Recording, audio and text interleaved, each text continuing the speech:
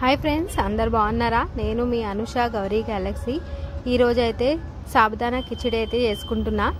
మా పాప అయితే ఈరోజు ఒక పొద్దండి, దానికోసమే నవరాత్రులు కదా, దానికి ముందుగా కావాల్సినవి పల్లీలు, సగ్గుబియ్యము, పచ్చిమిర్చి, కరివేపాకు, జీలకర్ర, ఆయిల్ అంతే అండి.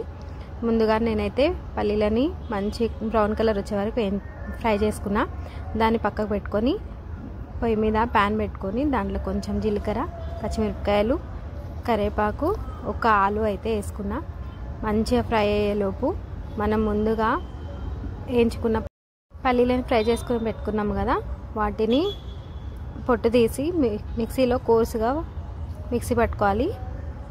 తర్వాత ఇవి ఆలు అయితే బ్రౌన్ కలర్ వచ్చిన తర్వాత మనం సగ్గుబియ్యం వేసేసుకోవాలండి. వేసిన తర్వాత ఉప్పు వేసుకొని మనం పల్లీలు పొడి చేసుకున్నాం కదా, అది కూడా వేసుకొని ఒక 2 మినిట్స్ మంచి కలిపి మూత పెట్టుకోవాలి. అంతే, మన సగ్గుబియ్యం కిచిడి అయితే రెడీ అండి. మీరేం చేసుకున్నారు? ఒక్క పొద్దు ఉంటున్నారా? బతుకమ్మ సెలబ్రేషన్ ఎలా చేసుకుంటున్నారు? ఓకే ఫ్రెండ్స్, సబ్స్క్రైబ్ చేసుకోండి. బాయ్.